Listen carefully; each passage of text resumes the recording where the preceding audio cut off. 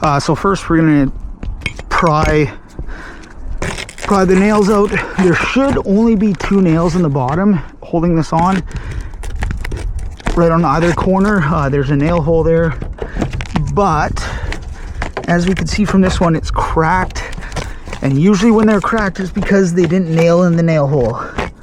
So we are gonna go up here because it's cracked right there, and voila, there's another nail right in there.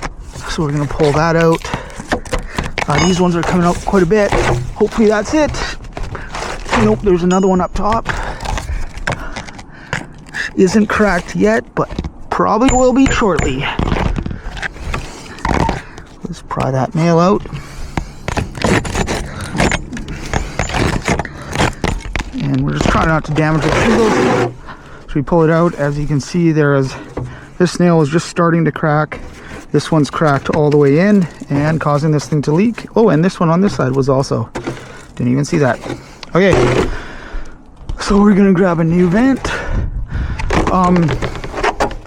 Just a standard vent.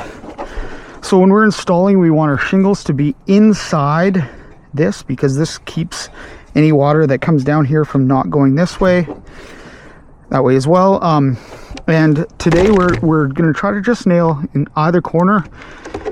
That should be good enough to keep any vents down. So we're gonna slide it in. So when you look at it from the side, we're gonna look at where our cut is. We want these nails to be underneath. So if we look up here, we want at least a finger width. So I think we're gonna have to cut this a bit more. Generally, I do it about 2 inches up. 2 to 2.5 inches up will give us the ability to put all our nails underneath. Again, like I said in some other videos, if you're struggling with cutting, change your angle a slight bit. It'll help you. And that should be good. Now we can cut this out so it's actually full width of the vent. Okay, so we're gonna slide this up. So like I said, again, you want to do on these architectural shingles, you want to do, your cut should be 2 full shingles plus about 2 inches. And so now when we slide it up, we want to leave a bit of a gap at the top, little gap at the side. This is a bit too big on the side, but this is what we were given. As long as the shingles are on the inside of those lines, those water drip lines, and that will give us a shingle like that. So then what we can do is we can take our nails. I'm using this. You can also just pull it up and nail in there, but it's a lot easier with this. So you want to nail that. All these take is 2 nails. That's all you need to do. Most of the time this middle one is unnecessary, but the odd time if you've got a weird lumpy roof or something, you might need to put an exposed screw or something in there that's not gonna leak. Okay, voila, that's it. What I would suggest doing though is, because these are pretty floppy, is to add another nail under here. So we'll just pry that up. We'll grab another nail. Make sure you're not going to nail through the plastic though. So make sure you're far enough away that you're not going to nail through the plastic. You're just nailing through the shingle. These have a wide nail line so you can nail up a bit.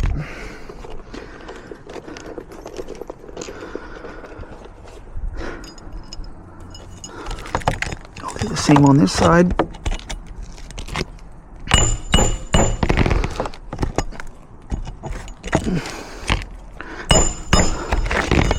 Yo, that nail's down. Okay, so now we've got area for water to go through. Like I said, this side's way too big. This is how the holes were, so I'm not going to redo the shingles. Usually you should get about a finger's width in there, so the shingles could be a lot closer on either side. But voila, there we go. I'm going to grab some caulking. I'm going to seal down these shingles because they're probably not going to seal by themselves. If it was a new roof, they would seal down, but these re-roofs, they won't. So there we have it. Pretty easy. Just add a bit of caulking. You can caulk these nails too. They shouldn't leak as long as your shingles are inside this strip line. Water should not get over that. Okay, thank you very much. Have a great day.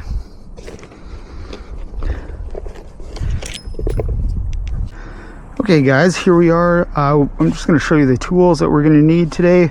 We need a pry bar. These cat's claws with the pointy tips are what are great for this. Let you get the nails out. You'll need a knife with a hook blade. Hook blades are to cut shingles, make it a lot easier than a straight blade.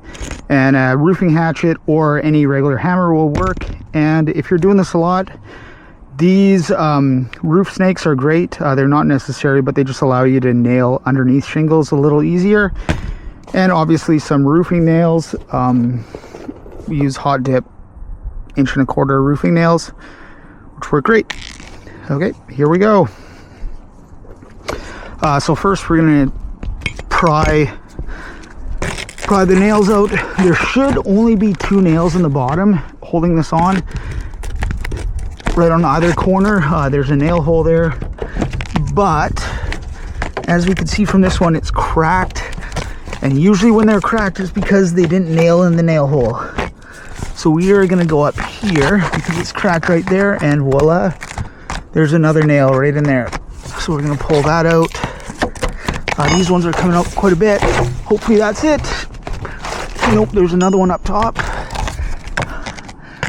Isn't cracked yet, but probably will be shortly. Let's pry that nail out. And we're just trying not to damage the shingles. So we pull it out. As you can see, this nail is just starting to crack. This one's cracked all the way in and causing this thing to leak. Oh, and this one on this side was also. Didn't even see that. Okay. So we're gonna grab a new vent. Just a standard vent.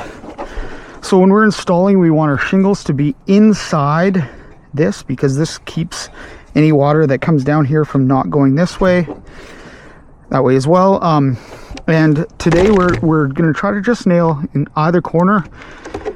That should be good enough to keep any vents down. So we're gonna slide it in. So when you look at it from the side, we're gonna look at where our cut is. We want these nails to be underneath. So if we look up here, we want at least a finger width. So I think we're gonna have to cut this a bit more. Generally, I do it about 2 inches up. 2 to 2.5 inches up will give us the ability to put all our nails underneath. Again, like I said in some other videos, if you're struggling with cutting, change your angle a slight bit. It'll help you. And that should be good. Now we can cut this out so it's actually full width of the vent. Okay, so we're gonna slide this up. So like I said, again, you want to do on these architectural shingles, you want to do, your cut should be 2 full shingles plus about 2 inches. And so now when we slide it up, we want to leave a bit of a gap at the top, little gap at the side. This is a bit too big on the side, but this is what we were given.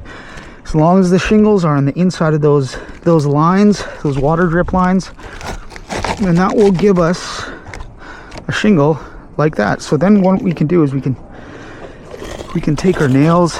I'm using this. You can also just pull it up and nail in there, but it's a lot easier with this. So you want to nail that. All these take is 2 nails. That's all you need to do.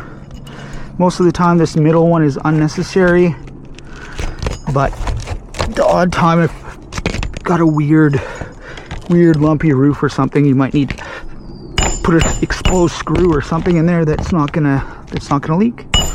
Okay, voila, that's it. What I would suggest doing though is, because these are pretty floppy, is to add another nail under here. So we'll just pry that up. We'll grab another nail.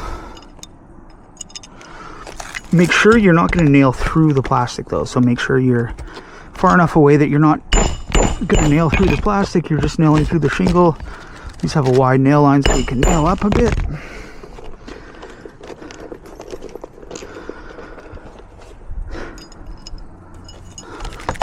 I'll do the same on this side.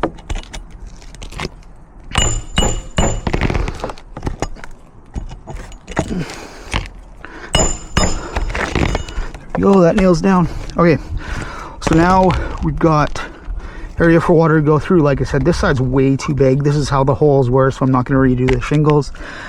Usually you should get about a finger's width in there, so the shingles could be a lot closer on either side. But voila, there we go. I'm going to grab some caulking. I'm going to seal down these shingles because they're probably not going to seal by themselves. If it was a new roof, they would seal down, but these re-roofs, they won't. So there we have it. Pretty easy. Just add a bit of caulking. You can caulk these nails too.